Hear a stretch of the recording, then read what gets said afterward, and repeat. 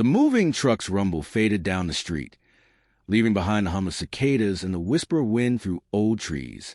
The Harris family stood on the cracked front path of the Victorian house, gazing up at its tall, shadowed windows. A sold sign tilted in the yard, like it was trying to escape the soil. Daniel Harris exhaled, hands on his hips.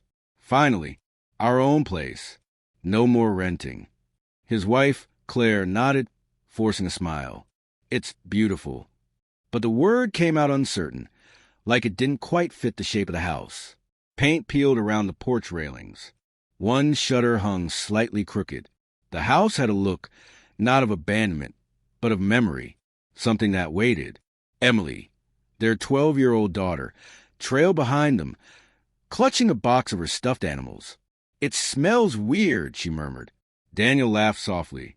"That's just old wood, sweetheart. 100 years of history."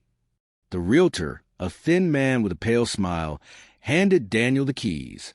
"You're getting a steal," he said quickly, eyes darting toward the upper windows. Not many homes with this much character left standing. Claire asked, "Why so cheap, though?" He hesitated. Just a flicker of silence too long. "The market's slow," he replied. "Old houses don't sell like they used to." Then he walked briskly to his car, without another word. Inside, the air was cooler. Dust motes floated like slow snowflakes through thin beams of light. The floorboards groaned under their steps. Emily ran her hand along the hallway wallpaper, yellow with age, and whispered, "It feels like someone used to be here." Claire smiled weakly. "That's the point, honey. Someone was. Now it's our turn." By sunset, boxes crowded the living room. The sound of Daniel hammering shelves mixed with Claire unpacking dishes. It was an ordinary chaos. Laughter over drop plates, arguments about where the couch should go. But every now and then, Claire caught Emily staring off, her head slightly tilted, listening to something no one else could hear. When night fell, they ate pizza on the floor. The soft hum of the refrigerator filled the silence between them. Outside, wind pressed against the windows, whistling through tiny cracks. Daniel leaned back against the wall. "We'll fix this place up. Make it ours." Claire nodded, glancing toward the hallway where shadows thickened. "It'll take time." Emily didn't respond. She kept her eyes on the darkened staircase leading up to her new room.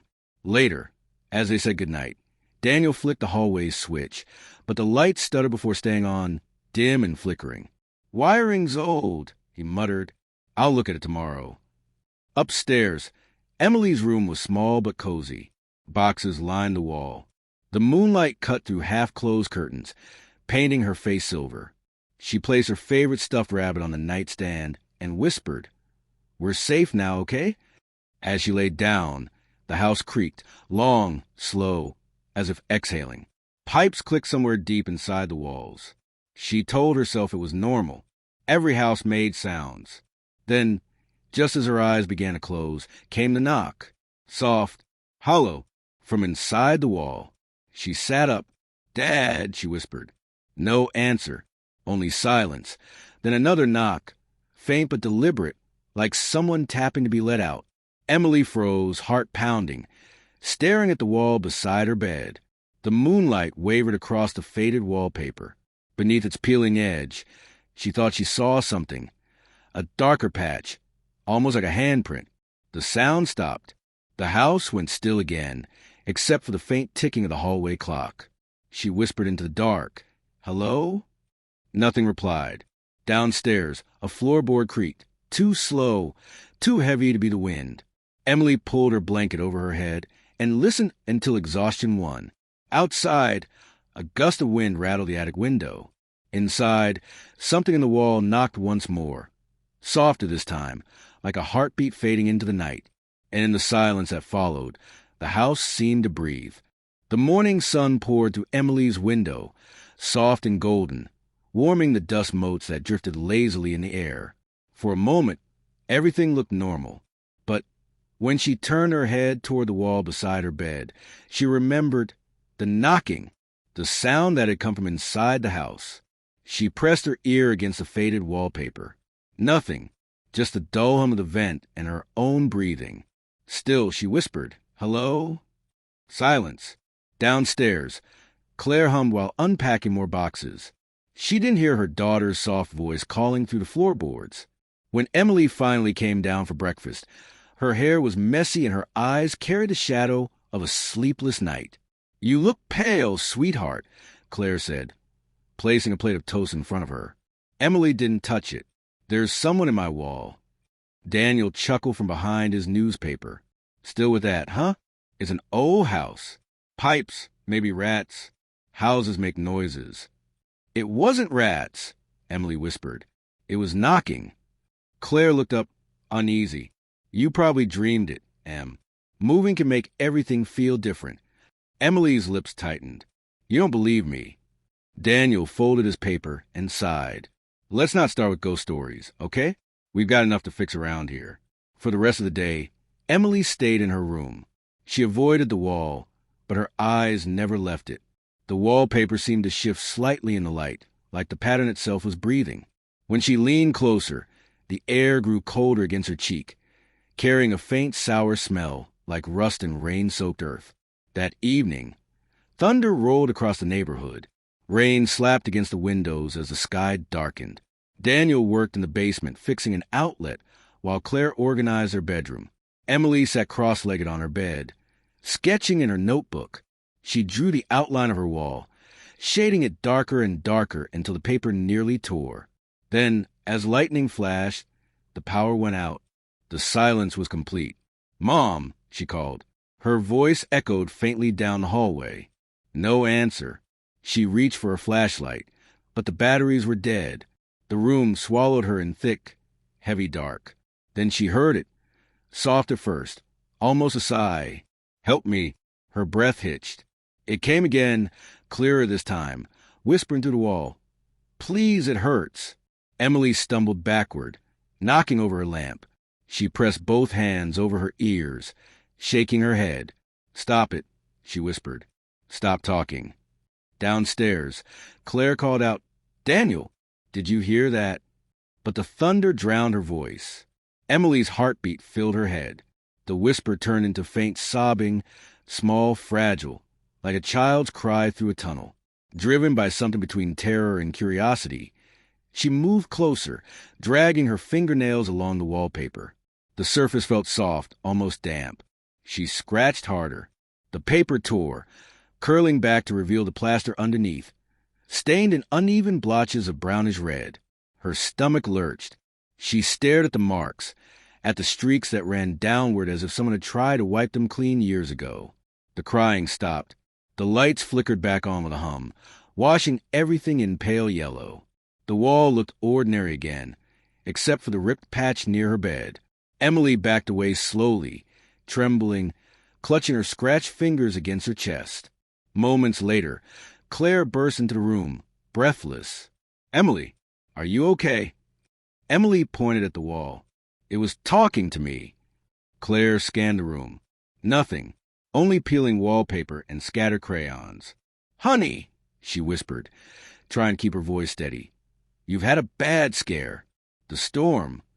"It wasn't the storm," Emily said sharply. "It was someone." Claire knelt beside her daughter, but as she did, she caught the faint metallic smell in the air. Her gaze flicked toward the torn wallpaper, where a reddish smear stained Emily's fingertips. "Did you cut yourself?" she asked softly. Emily shook her head. "No, it was already there." Claire's stomach turned. She wanted to dismiss it, to believe it was paint, old mold, anything. But deep down, something tightened inside her chest. A quiet fear she didn't want to name. She wrapped her arm around Emily and whispered, "It's just the house settling. Everything's fine." But her eyes lingered on the wall long after Emily looked away. That night, after tucking Emily into bed, Claire stood in the hallway and watched her daughter sleep. Emily twitched slightly, murmuring something under her breath. Just one word. "Anna." Claire's brow furrowed. "Who's Anna?" she whispered to herself.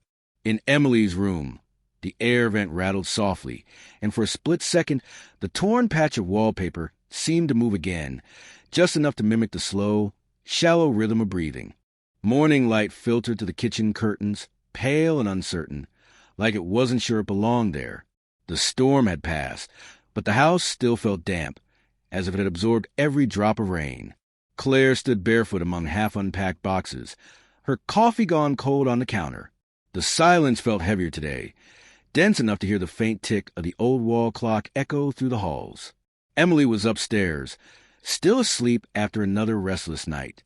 Claire had heard her murmuring again that same name, Anna. The sound had cut through Claire's dreams like a whisper inside her own head. She told herself it was normal. New home, new fears, new adjustments. Children created stories to make sense of unfamiliar spaces. Still, the way Emily had said it, gentle, affectionate, familiar, made Claire's stomach twist. She turned back to unpacking the kitchen drawers, sorting utensils into the old wooden cabinets. The wood was chipped and splintered at the edges. When she reached the bottom drawer, it stuck halfway. She tugged again. It moved an inch, groaning, then stopped. "Great," she muttered, kneeling down. She pulled harder, and with a dry crack, it jerked open, sending dust and a few small objects scattering across the floor. Old keys, rusted screws, a cracked porcelain button, and a photograph. It was curled at the edges, faintly yellowed with age. Claire picked it up carefully, brushing off a layer of grime. The image was faded, but clear enough to see three faces: a woman with long dark hair standing between two children, a boy and a girl, outside what looked like this very house. Her breath caught in her throat. The little girl in the picture had Emily's same round face, same gentle eyes.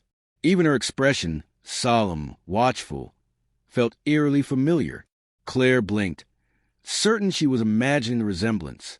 But when she looked again, the likeness deepened until it made her skin prickle. Turning the photo over, she saw faint handwriting on the back, written in smudged ink, "Will always be here."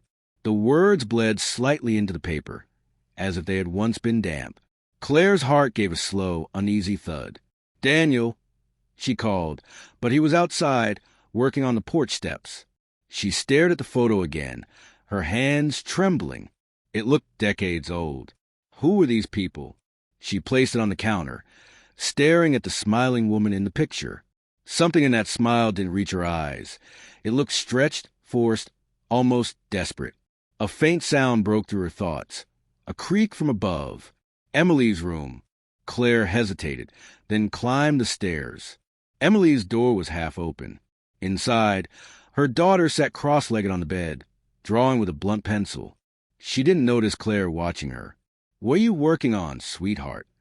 Claire asked softly. Emily turned the paper around. It was another drawing of the wall. Only now there was a woman standing beside it, holding hands with a small girl. Both were smiling. Claire's pulse quickened. "That's nice," she said carefully. "Who are they?" Emily shrugged. "It's Anna and her mommy.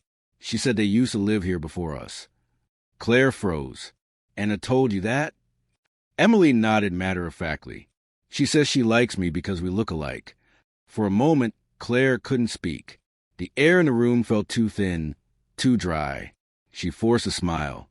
"That's quite a story, honey. Maybe Anna is just your imagination." "She's real," Emily whispered, her eyes distant. "She cries when I don't talk to her." That night, Claire couldn't stop thinking about the photo. She tried to rationalize it. Maybe left by the previous owners, maybe a coincidence. But the image of the little girl's face burned in her mind. When she finally drifted asleep, the dream came swiftly. She was standing in her bedroom, the air still and colorless. A woman stood beside her bed. Long dark hair, pale face, eyes that shimmered with sorrow. The same woman from the photograph. Her lips moved soundlessly at first, then the whisper came, low and trembling. "Claire, she's mine." Claire tried to move, to speak, but her body wouldn't respond. The woman leaned closer until her breath chilled Claire's cheek. "Emily," she whispered. "She's coming back." Claire jerked awake, gasping, drenched in cold sweat.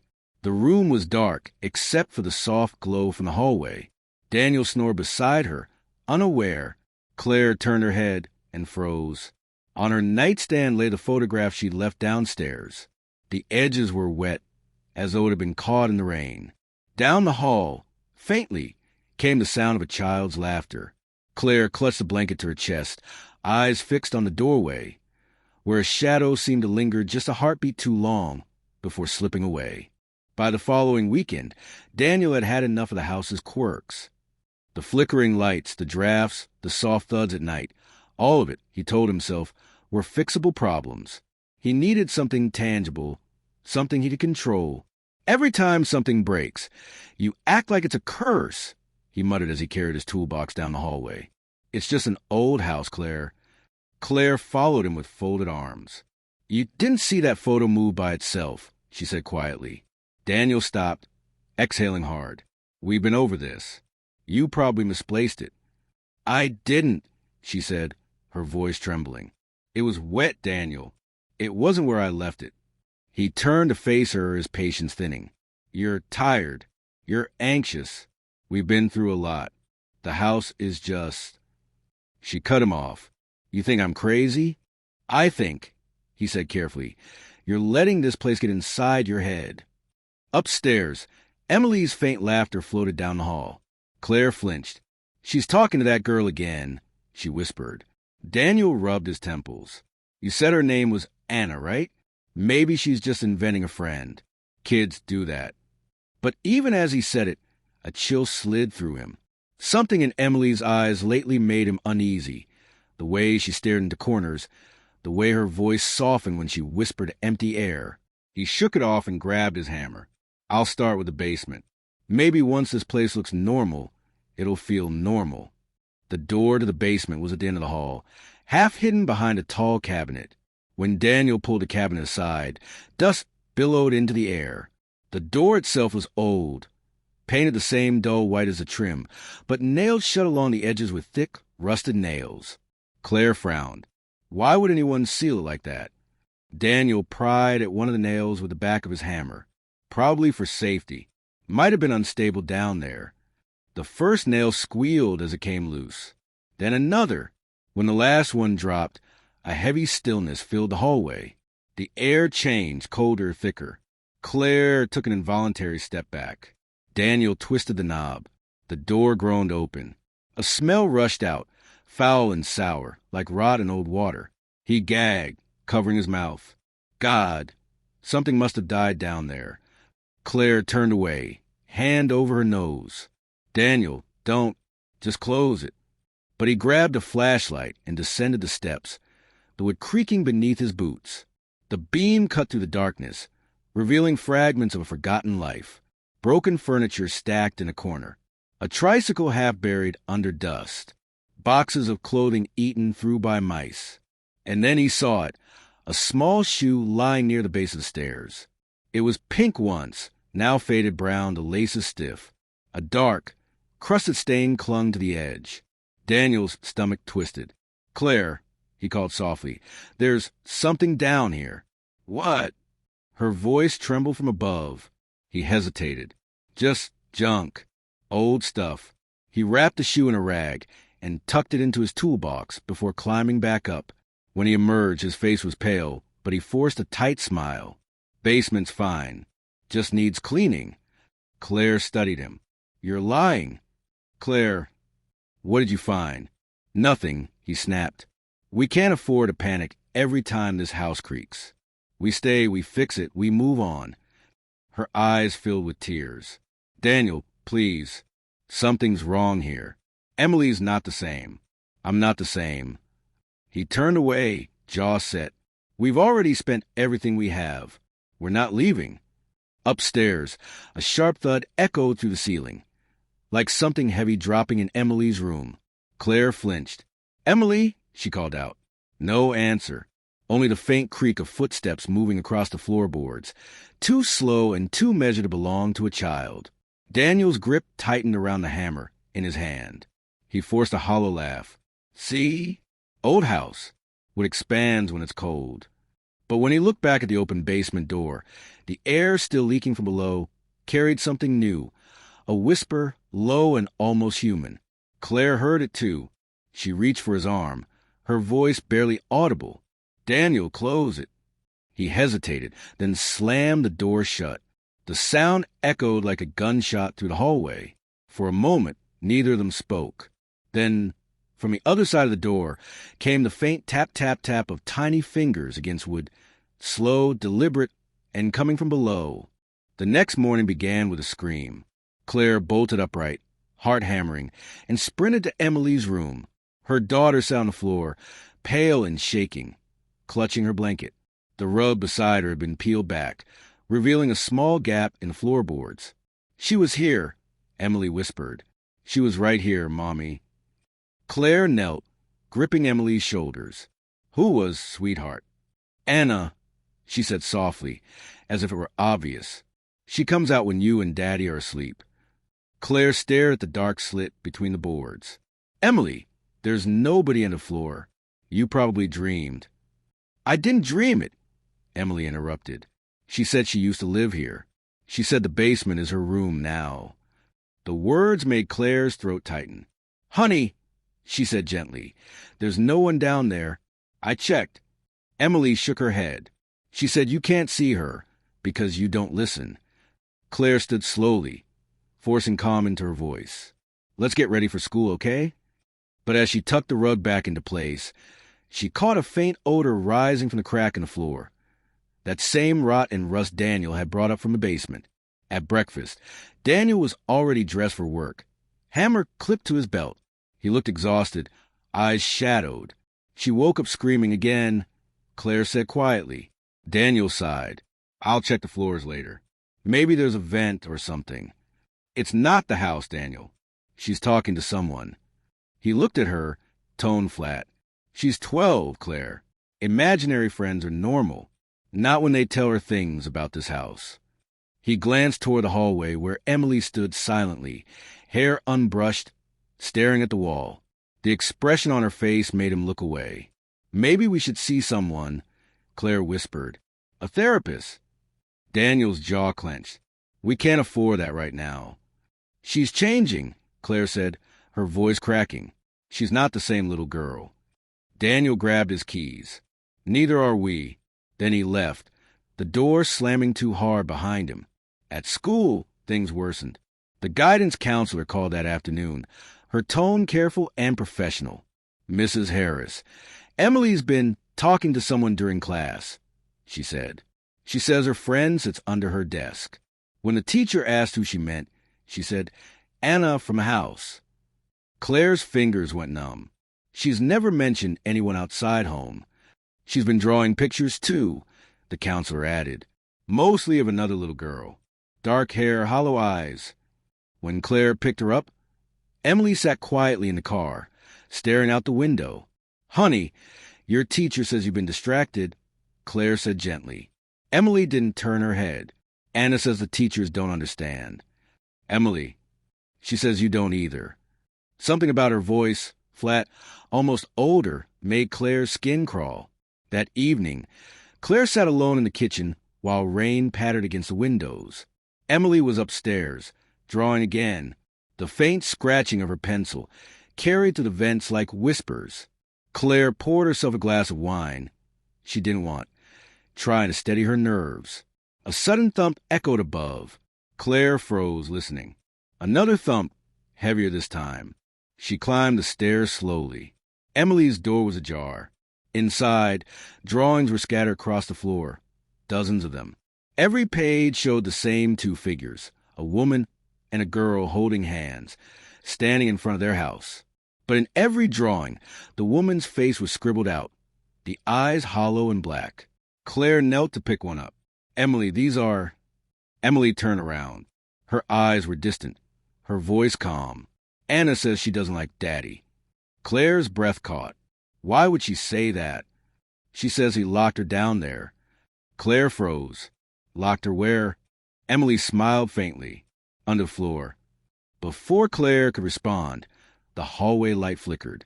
A faint, rhythmic sound came from below, a tapping, echoing through the vent near Emily's bed. Emily looked toward it, expression serene. "She's listening." Claire backed out of the room, pulse racing. She told herself it was just the pipes again, or rainwater, or imagination. But deep down, she knew that wasn't true. The sound had a pattern. Intentional. Human. Later that night, Claire crept back into Emily's room. The child was asleep, clutching her drawing pad. Claire lifted the top page. This one was different. Just a set of stairs drawn in thick charcoal strokes leading into blackness. At the bottom, in a child's shaky handwriting, were 2 words. The rain hadn't stopped for 3 days. It drummed against the windows, steady and relentless, like the house itself was whispering reminders. Daniel worked in the basement late that evening, sleeves rolled up, the single bulb swinging overhead. Claire refused to go down there anymore, and Emily spent most of her time upstairs, talking softly to her friend. Daniel didn't believe in ghosts. What he believed in were cracks in the foundation, leaky pipes, mold, and stress, the kind that made you see things. But when his crowbar struck something hollow behind the furnace, even he felt the shift in the air. He moved the heavy unit aside, coughing as dust and ash rose around him. Wedged between the bricks was a small tin box, rusted shut. Inside, a single VHS tape labeled only with a year, 1998, scrawled in black marker. Daniel stared at it for a long time. Then, despite the knot tightening in his chest, he climbed upstairs. "Claire," he called, stepping into the living room. She looked up from the couch, eyes rimmed red. "I found something," he said, holding up the tape. It was hidden behind the furnace. She hesitated, her face pale. "Daniel, don't. Just throw it away. Don't you want to know who lived here before us?" "I already know," she murmured. "We shouldn't see it." He ignored her protest. "It's just a video. Probably nothing." Emily, sitting cross-legged on the rug, turned her head slowly. "Anna said you'd find it." Daniel froze. "What did you say?" "She said it's hers." A chill rippled through the room. Claire whispered sharply, "Emily, that's enough." The old VCR still sat in a box from their move. Daniel hooked it up to the TV, the machine groaning as it accepted the tape. Static filled the screen. Then an image flickered into focus. A family stood in the very same living room. The wallpaper was the same faded green. The chandelier still hung crooked. A smiling woman with dark hair waved at the camera, holding a little girl in her arms. Claire's hand flew to her mouth. The child looked so much like Emily it made her stomach twist. The man behind the camera spoke, his voice sharp, authoritative. "Smile for me, sweetheart." The woman smiled again, tighter this time. Minutes passed. The footage shifted. Birthday candles, dinner, the child running through the hallway. But as the scenes went on, something changed. The man's tone grew rougher. His laughter turned into snapping commands. The woman's eyes avoided the lens. Then came a night scene. The woman stood by the basement door, whispering to the child. "Go upstairs, Anna," she said. "Don't come back down." A loud crash echoed off-screen. The camera tumbled sideways. The man's shouting filled the speakers, violent and slurred. The woman screamed, a sound raw enough to make Claire flinch. Then the feed cut to static. Daniel pressed pause, breathing hard. "It's fake," he muttered. "Some kind of film project. Has to be." Claire was trembling. She said the girl's name. Daniel didn't respond. He rewound the tape. "Let's just see that part again," he said. The static hissed louder this time, as if the tape itself was resisting. The image flickered, warped, and for a split second, the screen showed something new. Not the family, not the living room. A close-up of a child's face. Pale, motionless, eyes black as oil. Then a faint voice, barely audible beneath the static. "Emily." The TV clicked off by itself. The 3 of them sat frozen. Claire clutched Emily's arm, whispering, "It's just noise. It's just noise." But Emily was smiling faintly, eyes fixed on the dark screen. She said she remembers. The girl whispered. She said the man never left. Daniel yanked the tape from the VCR, his hand shaking. "That's enough of this." He opened the back door and stepped into the rain, ready to toss it into the trash. But when he looked down at the cassette, he saw something new, something that hadn't been there before. Scratched into plastic, in jagged letters, were the words, "Play me again." He dropped it for a heartbeat. He thought he heard a child's laughter mixed with the storm. When he came back inside, the TV was already on, static whispering softly. Claire stood in the doorway, eyes wide. "Daniel," she said in a trembling voice. "The tape's gone." Upstairs, a faint sound echoed through the vents, an old recording clicking to life. Emily's voice drifted down, quiet and calm. "She's showing me the rest now." The next morning, the house was too quiet. Rain had finally stopped, but the silence that followed was heavier than the storm. Claire sat at the kitchen table, eyes locked on the empty space where the VHS had been. Daniel had torn apart the living room looking for it, muttering about faulty memories and tricks of light. But Emily had only smiled and said, "Anna took it back." That single sentence wouldn't leave Claire's mind. By noon, Daniel had gone to work, anything to escape the house. Emily stayed home from school, drawing in her room. Claire knew she couldn't sit still another second. There were too many questions now, too many missing answers. So she grabbed her keys, tucked the old photograph of the look-alike girl into her purse, and drove to the town library. The building smelled of dust and old paper. Yellow light filtered through high windows, landing on stacks of local archives that stretched into the shadows. Behind the counter, an elderly librarian looked up, startled. "Can I help you, dear?" Claire hesitated. "I just moved into a house on Willow Street, number 32. I was hoping to find some old records on it." At the mention of the address, the woman's expression faltered. Her eyes flicked to the side, then back. "That's quite an old one," she said carefully. "You'll want the town registry files. Basement level, back row, under residential incidents." Incidents. The woman only gave a tight smile. "They'll explain themselves." Downstairs, the air was colder. Claire's footsteps echoed off concrete walls as she followed rows of boxes labeled by year. 1998, 2000, 2004, then near the far end, a box marked 2012, crime reports. Her fingers trembled as she lifted the lid. Inside were faded folders and brittle clippings, edges brown with age. She skimmed through local tragedy shocks neighborhood. Another. Police search for missing father after grisly discovery.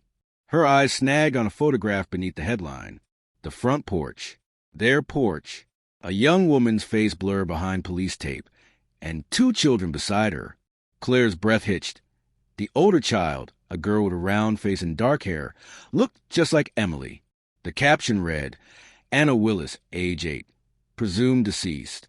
Her pulse thundered in her ears. She flipped through the pages, reading in fragments. Robert Willis, 38, local contractor. Domestic disturbance reported, wife and 2 children found dead. Father missing, never recovered. Each word sank like a stone. She pulled another article, this one smaller, a follow-up dated weeks later. Search continues for Robert Willis. Police suspect he fled state. No remains recovered. Authorities close investigations citing lack of evidence. Claire whispered the name aloud. Anna Willis. The sound of it made her stomach twist. Upstairs, she found the librarian waiting at the desk, a nervous hand pressed to her mouth. "You found what you came for?" Claire nodded weakly. "Did you know them?" The woman hesitated, then leaned in. Everyone in town knew the Willis family. They were quiet people, but there were rumors. What kind of rumors? That Robert was unstable, controlling. Some said his wife tried to leave. The night they found the children, she trailed off, lowering her voice. They said he sealed the basement before the police arrived. They never reopened it, not properly. Claire swallowed hard. No one bought the house after? Not for years, until the bank repossessed it. And then it sold cheap. Her vision blurred. All she could see was Emily's drawings, the girl with hollow eyes, the whispers in the walls. Why didn't anyone warn us? Claire asked, voice shaking. The librarian sighed. People forget what they don't want to remember, or pretend to. Outside, clouds gathered again, dull and gray. Claire sat in her car for several minutes, staring at the photo of the Willis family. The resemblance between Emily and Anna wasn't just uncanny. It was impossible. The same eyes, The same small smile. A question pressed against her chest, one she didn't dare say aloud. Was Emily chosen or replaced? As she started the engine, a folded clipping slipped from the file she'd taken. She unfolded it with trembling fingers. It was a follow-up interview, dated 5 years later. Neighbor claims to hear child's voice through walls of abandoned Willis house. The last line burned into her mind. Sometimes, I think she's still calling for her mother. Claire drove home fast, wind howling against the windshield. The house loomed ahead, its windows dark and waiting. She stepped inside and froze. Emily was sitting at the bottom of the stairs, holding the missing VHS tape in her lap. "I told you she'd show you," the girl said softly, eyes glinting in the dim light. "Anna says it's time to finish the story." The wind howled that night like something alive. The trees bent against it, their branches scraping the windows with skeletal fingers. Inside, the Harris house breathed, walls creaking, vents sighing, shadows trembling across the floorboards. Claire sat awake on the couch, clutching a mug that had long gone cold. The old VHS tape sat on the coffee table before her, its black casing faintly scratched. She couldn't bring herself to destroy it again. Each time she tried, she found it somewhere else, by the stairs, under Emily's pillow, once even in her purse. Upstairs, a soft thump. Then another. She rose quietly and climbed the stairs. Emily's door was half open, pale moonlight spilling through. The child stood by the wall, her hand pressed flat against it. "Sweetheart," Claire whispered. Emily didn't turn. "She's not angry anymore," she murmured. "She just wants to come back." Claire's skin prickled. "Who?" But the girl didn't answer. Her eyes rolled upward slightly, her lips moving in a whisper Claire couldn't catch. Then she turned abruptly and crawled back into bed, lying stiffly on her side. Claire backed out slowly, heart pounding. Downstairs, Daniel poured himself another drink. Whiskey, half a glass. The fourth since sunset. He stared at his reflection in the window, jaw tight. "We can't keep living like this," he muttered. "You're scaring her, Claire. All these stories, all this talk about ghosts, it's in her head because it's in yours." Claire appeared in the doorway. "You think I want this? You think I want my daughter to talk to dead children? Then stop feeding it," he snapped, turning toward her. "Burn the damn tape. Tear out the walls. Do whatever makes you feel better. But stop acting like the house is alive." "It is alive," she whispered, "and it's eating us." Daniel laughed, short and bitter. "You sound insane." Claire took a step closer, her voice low. "Do you remember what Emily said last night? That Anna wants to come back? Maybe she needs someone to come through her." He stared at her, then looked away, gripping the glass so tightly it creaked. "You're losing it," he said again. "You just need sleep." But that night, neither of them slept. At 2:47 a.m., a door slammed upstairs. Daniel jolted upright, spilling his drink. "Emily?" Claire called, running up the steps. The hallway was dark, colder than before. Emily's room was empty, her bed sheets tangled on the floor. Then they heard it, bare feet moving across the hallway above the ceiling, deliberate and slow. Claire looked up. "The attic," she breathed. Daniel grabbed a flashlight. They climbed the narrow steps, each creak echoing like a heartbeat. The beam cut through dust and cobwebs, revealing a crawl space lined with old boxes and newspaper piles.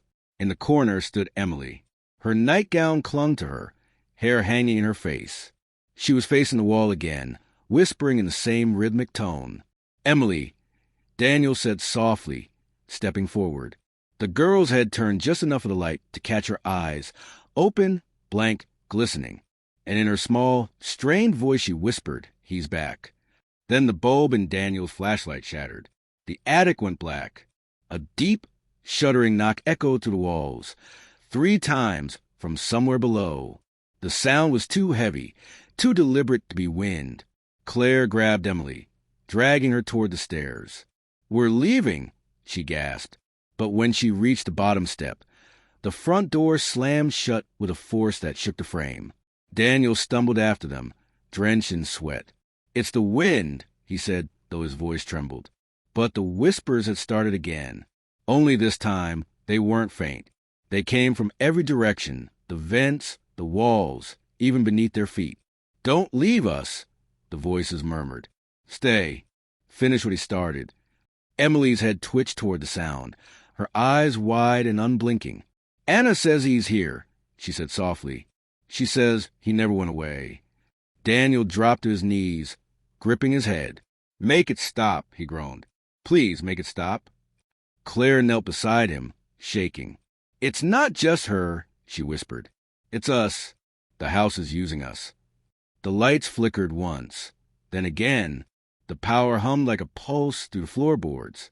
And then, for the first time, a man's voice spoke clearly from the darkness. "Claire." It was low, raw, and unmistakably human. She froze, every hair on her arms rising. That was the voice from the VHS. The voice of Robert Willis. The morning after the voice called her name, Claire couldn't tell if she dreamed it. The house was quiet again, sunlight leaking weakly through the curtains, pretending everything was normal. Daniel had passed out on the couch, the half-empty whiskey bottle still clutched in his hand. Emily was nowhere to be seen. Claire's hands wouldn't stop shaking. Every noise, the creak of a floorboard, the hum of the fridge, made her heart leap. She tried to convince herself that the voice had been an echo, the product of exhaustion. But then she saw the drawings. Dozens of them. They were taped neatly along Emily's bedroom wall, overlapping like scales. Each one showed the same image, a little girl standing beside a door, inside a wall.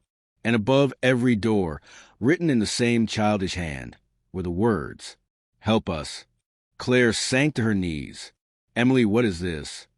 The girl, sitting cross-legged on the bed, didn't look up from her newest drawing. "Anna showed me," she said quietly. "She said her mother's still waiting." A chill gripped Claire's spine. "Waiting where?" Emily looked up then, eyes eerily calm. "Behind my wall. You just have to listen." That afternoon, when Daniel finally woke, Claire told him what Emily said. He laughed, bitter and exhausted. "She's making it up," he muttered, rubbing his face. "You're letting her." "Daniel." Her voice was sharp enough to cut him off. "There's something in that wall. I'm going to find it." He stared at her, then at the wall filled with drawings. His expression softened, but only slightly. "If it'll make you feel better," he said. "Fine. But when it's just pipes and insulation, this ends. We move on." Claire nodded, though she knew there would be no moving on. She began in the corner of Emily's room where the knocking had started weeks ago. The wallpaper was bubbled and cracked, the faint outline of a rectangle visible beneath. Daniel fetched a crowbar, grumbling under his breath. The first hit broke through plaster, sending dust and rot into the air. The smell hit them immediately, damp, foul, unmistakably wrong. Claire pressed a sleeve over her nose. "Keep going." Daniel hesitated. "Claire, maybe we shouldn't." "Keep going."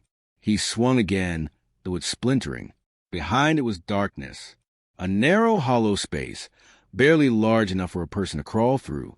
Claire switched on her phone flashlight and knelt, peering inside. The beam caught something pale. At first, she thought it was fabric, an old sheet or insulation, but then she saw the curve of bone, a skull, small and delicate, resting against another larger one. Around them lay scraps of clothing, rusted nails, and a tiny shoe with dried, brown stains. Claire's scream caught in her throat. Daniel staggered back, dropping the crowbar. "Jesus Christ." Claire's voice broke. "Call the police. Now." The house filled with sirens within the hour. Officers swarmed the yard, cameras flashing through the upstairs window. Claire sat on the edge of the porch, a blanket around her shoulders. Emily pressed silently against her side. Detectives moved in and out, their radios hissing with clipped reports. She could hear fragments of their conversation. Female, adult remains, juvenile skeletal structure. Estimated death around 10 years ago. A young officer approached. "Mrs. Harris, we'll need you and your husband to come down to the station for statements." Claire nodded faintly. Daniel stood a few feet away, pacing and smoking, refusing to meet her eyes. When the officer stepped aside, another detective approached. Older, calm, his expression unreadable. "Ma'am," he said gently, "do you know anything about a child named Anna Willis?" Claire's breath hitched. "Yes, my daughter. She's been saying that name." The detective exchanged a glance with his partner. "The remains upstairs appear consistent with the Willis case. We found a necklace near the smaller skeleton, engraved with that name." Claire turned cold all over. "So it's true," she whispered. "They never left this house." Later, as night fell and the scene quieted, one of the forensic techs emerged from the basement holding a small evidence bag. Inside was the same blood-stained child's shoe Daniel had found days before. The detective frowned. "You said you discovered this earlier, Mr. Harris?" Daniel nodded wearily. "Yeah, I didn't know what it was." The detective turned to the technician, who said softly, "There's something else. We lifted fresh prints from it. His." Daniel blinked. "What? That's impossible." "You touched it, didn't you?" the detective pressed. "Before you called anyone." Daniel's voice cracked. "It was just a shoe." Claire stared at him, the world tilting around her. For the first time, doubt flickered, not just in the house, but in him, as the police led him toward the car for questioning. Emily stood at the top of the stairs, watching silently. When Claire turned to her, the child smiled faintly. "Anna says he shouldn't have opened the door," she whispered. He let him back in. The house was silent again, but it was no longer the silence of peace. It was the kind that waits, the kind that listens. Claire sat at the kitchen table, her fingers trembling around a mug gone cold. Police tape crossed the hall, like a wound stitched shut. The crawl space upstairs had been sealed, but its smell of dirt, old blood, and grief still lingered in the air. Daniel hadn't spoken since the police left. He'd sat outside on the porch for hours, staring at nothing, the sky darkening above him. When he finally came inside, his eyes looked hollow, like someone had scraped the light out of them.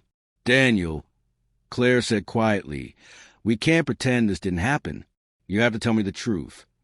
He didn't look at her. "I already told him everything I know." "No," she said, her voice hardening. "You told him what keeps you safe. I want what keeps us free." Her words seemed to cut through something.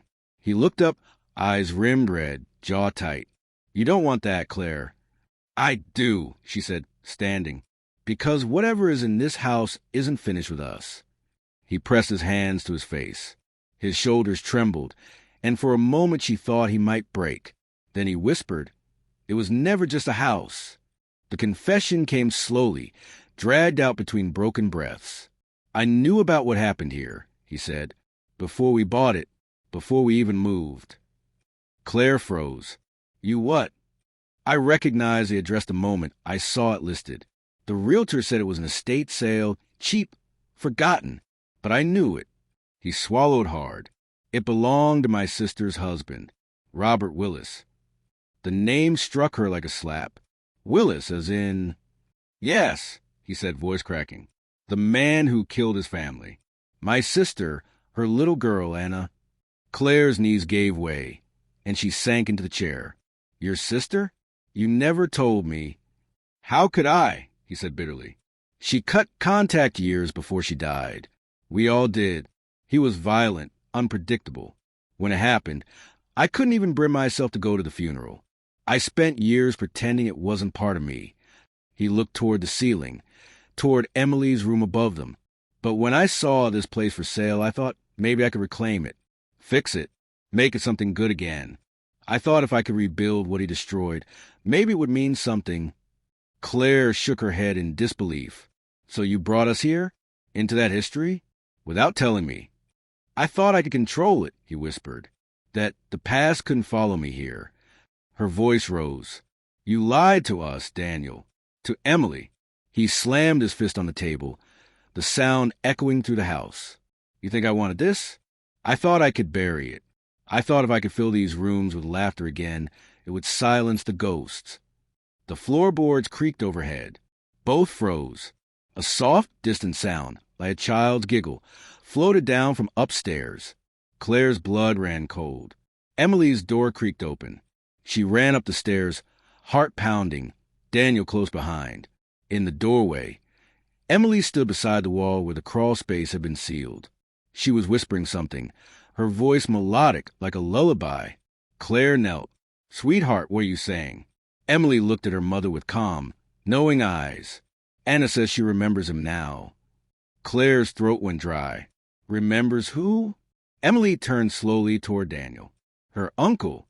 Daniel staggered back, pale as ash. No, Emily, that's not. She said you were here before, the girl continued softly. You used to play with her when you visited. Claire's mind reeled. Daniel, is that true? He shook his head violently. I only came once. I was a teenager. He didn't let anyone see them much. Emily blinked, her voice suddenly distant. She says you left. You left her here. The words cut through him like knives. Daniel fell to his knees, clutching his head. I couldn't save them, he gasped. I didn't know God, I didn't know. Claire reached for him, but he pushed away, trembling. I thought I could make it right. I thought rebuilding this house would free me from it. Tears streamed down his face. But it wasn't redemption, it was a curse. For a long moment, no one spoke. The house creaked, groaned, breathed around them. Then Emily said softly, Anna forgives you, but the man downstairs doesn't. The lights flickered. A low rumble trembled through the floor. Claire's voice barely escaped her lips. What man? Emily's eyes lifted, glassy and far away. The one who built the walls. Claire turned toward Daniel. Horror dawning.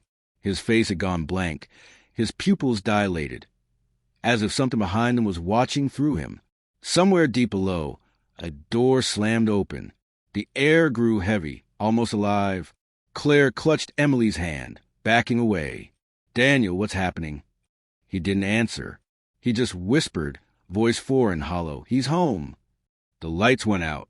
It was spring again when the for sale sign reappeared on the front lawn of 42 Willow Creek Drive. The grass had grown uneven, curling around the cracked pathway. The once white porch was gray now, paint blistered and peeling like burned skin. A few neighborhood children rode their bikes past, daring each other to touch the gate before speeding away, laughing nervously. No one stayed near the house for long. Inside, dust lay on the floors like forgotten time. Every sound, every echo, carried too clearly, as though the walls were listening. A new realtor walked through the rooms with a clipboard in hand, humming faintly to mask her unease. Just another old place, she muttered, though her voice trembled. The living room was almost as the police had left it, bare, stripped of furniture, a hollow shell. In one corner, the faint outline of police tape still clung to the baseboard, the adhesive yellowing with age. She moved on quickly, her shoes squeaking across the floor. When she reached the hallway, the smell changed sweet, faintly metallic. She wrinkled her nose. Probably the pipes, she said to no one. Then she saw the wall. The surface had been repainted, a glossy off-white that didn't quite match the rest. Beneath the paint, faint discoloration bled through light bruises. The realtor sighed, uncapping her roller. We'll fix that, she whispered. As she brushed the roller against the surface, a small patch of paint flaked away, revealing something darker beneath, something red, something that never fully washed out. The roller paused midair. A chill rippled through the room. She turned sharply, certain she'd heard a noise, soft, rhythmic tapping, coming from somewhere behind the wall. Silence. Then, faintly, the whisper of a giggle. She froze. The sound was unmistakable, light, girlish, distant. Her heart pounded. Hello. Nothing. Only the whisper of the wind through the broken window frame. She shook it off, forced a nervous laugh, and packed up her tools. Creaky old houses, she muttered, though her hand shook as she locked the door behind her. Across town, in a small apartment above a bakery, Emily Harris sat cross-legged on her bed, a crayon in her hand.